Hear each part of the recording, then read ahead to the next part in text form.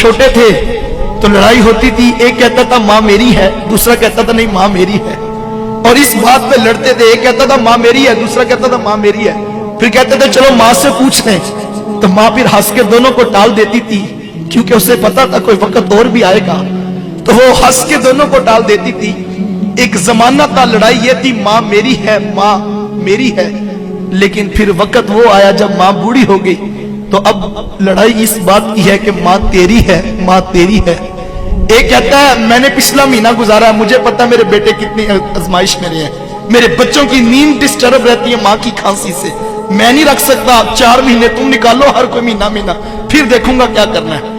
آج وہی ماں بوجھ بنی ہے جس ماں کے قدموں تلے اولاد کی جنت جڑی ہے۔ کہ کوئی نوجوان تھا تو وہ اپنی ماں کو یتیم خانے میں چھوڑ آیا۔ یہ آج ہمارے ہاں بھی اولڈ پیپلز ہوم بن گئے کہ جب ماں باپ بوڑھے ہوئے تو تم جا کے ان کو یتیم خانوں میں جمع کروا دو۔ یہ دن بھی ہم نے دیکھنے تھے۔ تو خیر وہ ماں کو جمع کرایا اور ساتھ انتظامیہ کو نمبر لکھ کے دے دیا کہ جب ماں مرنے لگے تو مجھے فون کر دینا، میں نے تدفین ابائی گاؤں میں کرنی۔ خیر اس کا وقت آخر قریب آیا تو انتظامیہ والوں نے فون کیا اور کہا کہ ماں مرنے کے قریب ہے، اگر ملاقات کرنی ہے تو آجا۔ خیر وہ پہنچا اور اس نے آ کے کہا ماں اگر تیری کوئی خواہش ہو تو مجھے پورا کرنے کا خواہش کا رکھتا ہوں، تو تو مجھے کوئی بات کہے تو میں اسے پورا کر دوں۔ تو اس نے کہا بیٹا یہ یتیم خانہ جہاں تو نے مجھے جمع کروایا تو اس کے کچھ پنکھے خراب ہیں، جب جون جولائی کی گرمی آتی ہے تو یہاں بوڑھے ماں باپ سکتے ہیں، اگر تیرے پاس پیسوں میں وسعت ہو تو یہاں کے پنکھے تبدیل کروا دے۔ تو کہنے لگا کہ ماں اب میں پنکھے تبدیل کروا بھی دوں تو تجھے کیا فائدہ، تو پہلے بتایا ہوتا تو میں تبدیل کروا دیتا، تجھے بھی فائدہ ہو جاتا، اب میں تبدیل کروا بھی دوں تو تجھے کیا فائدہ۔ اب ماں کی محبت کیا ہوتی ہے۔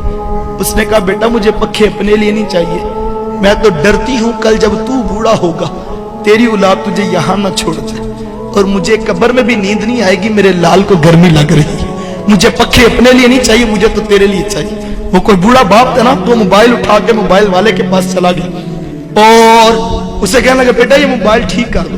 نوجوان نے موبائل دیکھا تو کہا بابا جی موبائل ٹھیک ہے۔ اس نے کہا نہیں بیٹا دھیان سے دیکھو یہ موبائل خراب ہے۔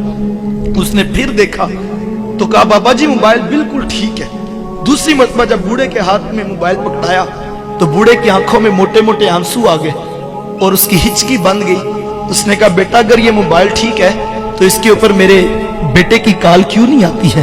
میں سارا دن کان سے لگا کے بیٹھا رہتا ہوں کہ میرا بیٹا ابھی مجھے کال کرے گا، میرا بیٹا ابھی مجھے کال کرے گا، لیکن اس کے اوپر میرے بیٹے کی کال نہیں آتی ہے۔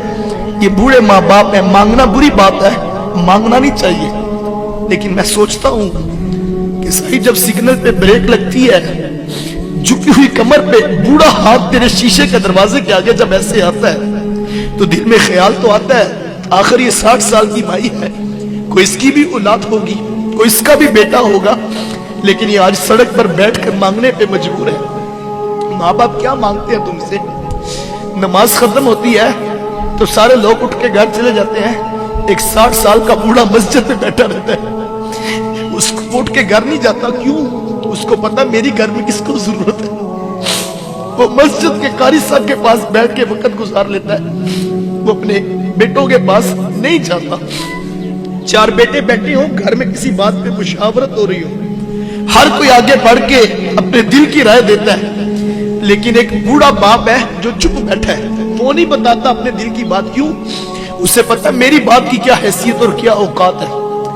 جب ماں باپ یہ سوچے کہ 2 دن سے ماں سوچ رہی ہے میری دوائی مکی ہے اور میں کس بیٹے کو کس طرح کہوں کہ بیٹا میری دوائی ختم ہے اور میرے جوڑوں میں درد بڑا بڑھ گیا، وہ ماں کہتی بیٹا میں کیا کروں، میں مجبور ہوں کہ میرے سے چلا بھی نہیں جاتا اور میں لفظ سوچتی ہوں کہ میں تمہیں کیسے کہوں۔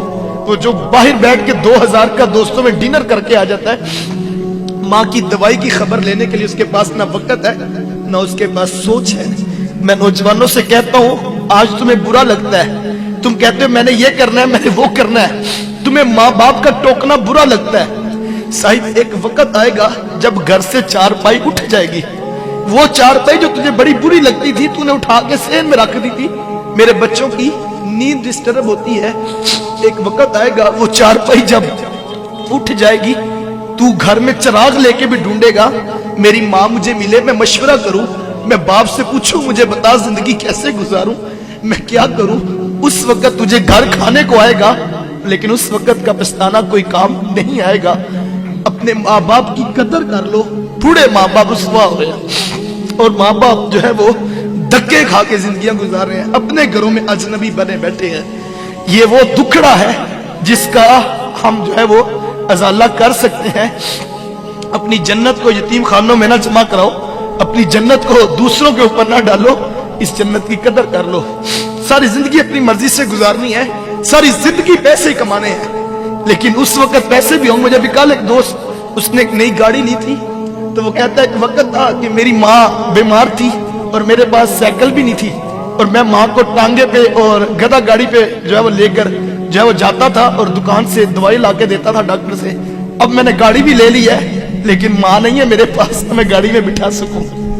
साहब नई गाड़ी भी होगी, नया मकान भी होगा, दुनिया की सहूलतें भी होंगी, लेकिन लुत्फ उन नेमतों में नहीं आएगा जब माँ बाप पास नहीं होंगे। सब कुछ लुटा दो माँ बाप पे, रब ने बहुत कुछ देना है। जो माँ बाप की कदर करता अल्लाह उसे थोड़ नहीं आने देता। सब कुछ लुटा दो, खुद भूखे रह लो, माँ की दवाई की, माँ के दूध के लिए अखराजात की टेंशन ना लो, सब कुछ लुटा दो उन पे। जिसने माँ बाप की कदर की है उसे दुनिया में किसी चीज की थोड़ नहीं आएगी। आओ अपने बूढ़े वालिदैन की कदर कर लो, अपनी औलादों की कदर कर ले। वो किसी ने बड़ा खूबसूरत जुमला कहा था, उसने कहा कि बेटा जो है वो डॉक्टर बन जाए, इंजीनियर बन जाए, बेटा जज लग जाए, तो माँ बाप सोचते हैं कि अब बेटा बड़ा अफसर हो गया है, इसके साथ बात कैसे करनी है, कहीं हमारी बात से ये नाराज ना हो जाए। लेकिन कहा इसके बरअक्स, अगर बेटा आलिम दीन बन जाए तो फिर बेटा सोचता मैंने बात किस लहजे में करनी है। अगर मेरा लहजा भी ऊंचा हो गया तो अर्श का रहमान नाराज हो जाएगा और मेरा जो है वो खुदा नाराज हो जाएगा। कहा अगर बेटा दीन की राहों पे आ जाए तो फिर बेटा सोचता है कि कहीं मेरा लहजा ऊंचा ना हो जाए। आए अपने वालिदैन की कदर कर ले। अल्लाह ताला मुझे और आपको कहे हुए जुमलों पर और कही हुई बातों पर तौफीक अमल अता फरमाए।